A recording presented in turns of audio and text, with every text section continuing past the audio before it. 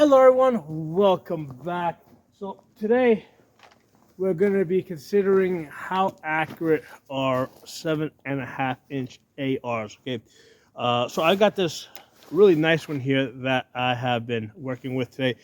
This was given to me as a gift by one of the viewers of this channel, and I'm very grateful for that.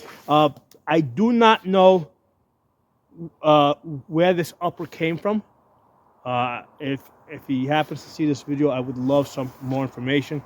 If he bought this as a complete upper, if he built it himself, if he put the barrel, what comp that is. And I know I can see he painted this. Did he just rattle can this? So I would love some more information on this because this gun shoots really nice. Let's blast off a couple of rounds with this.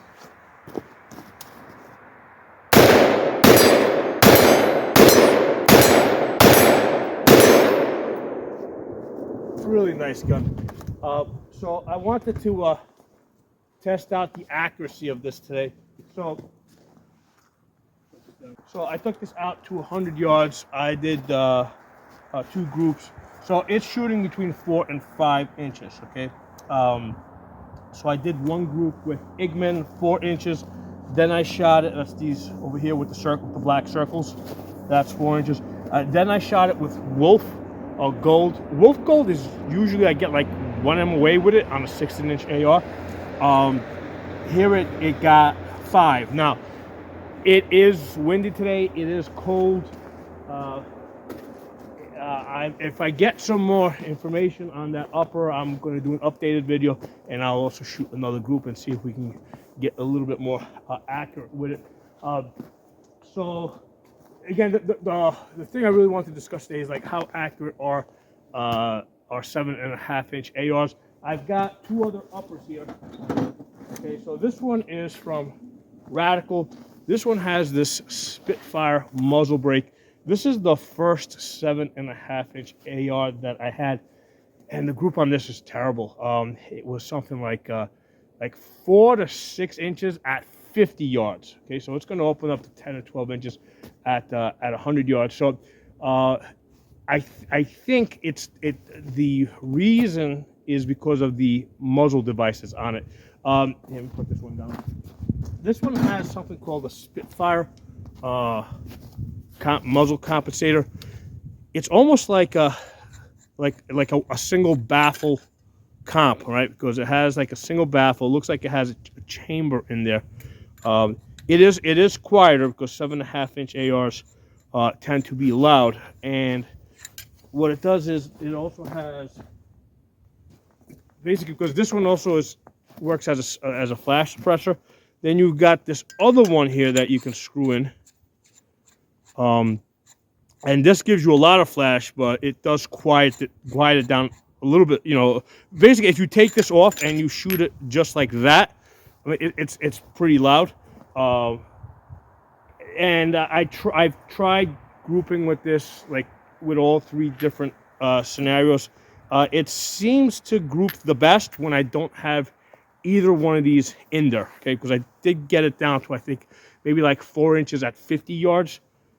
So at some point I'm going to take off this muzzle device completely and just shoot it with just the plain barrel and see if it does better. It's basically I have to take off the rail on this because it's like recessed further back.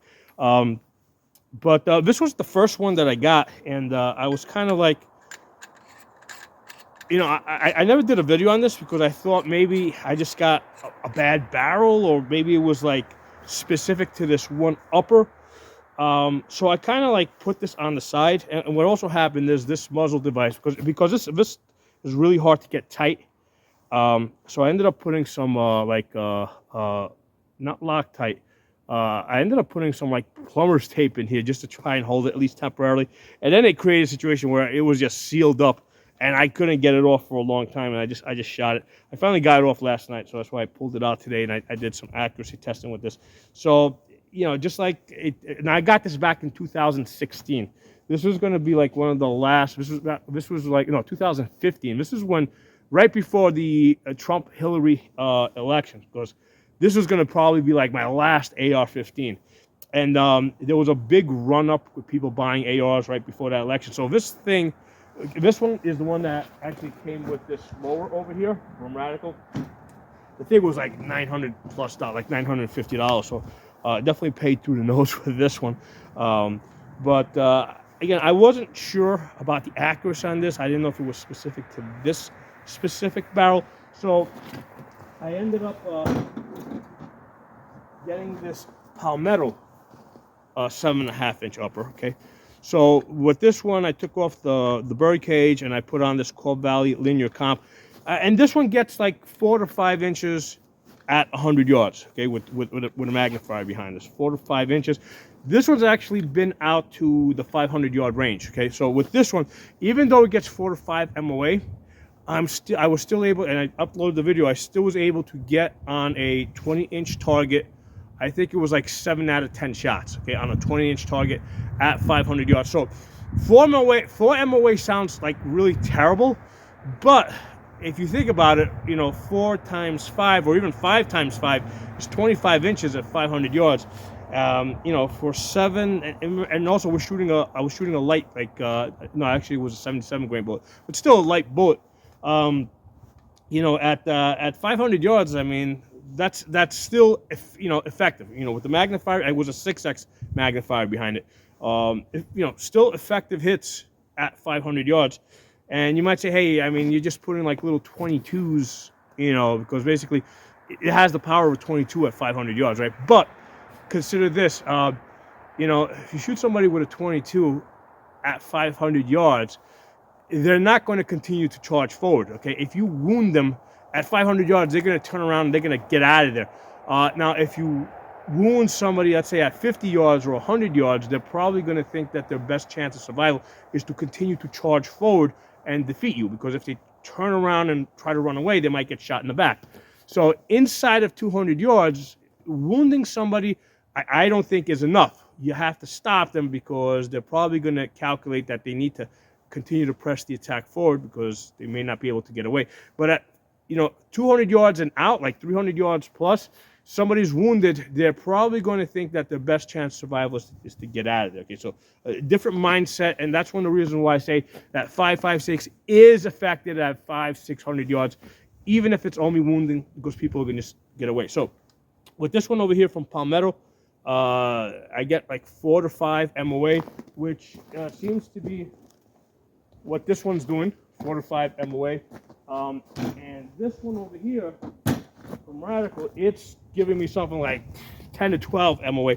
And I think it's the muzzle device that's throwing it off, because when I shot it, when I removed this and I shot it, it changed. You know, I shot the best when I removed this piece and just had the flash cannon there. It seemed to shoot the best. It is quieter though, okay? Especially if I use this one over here.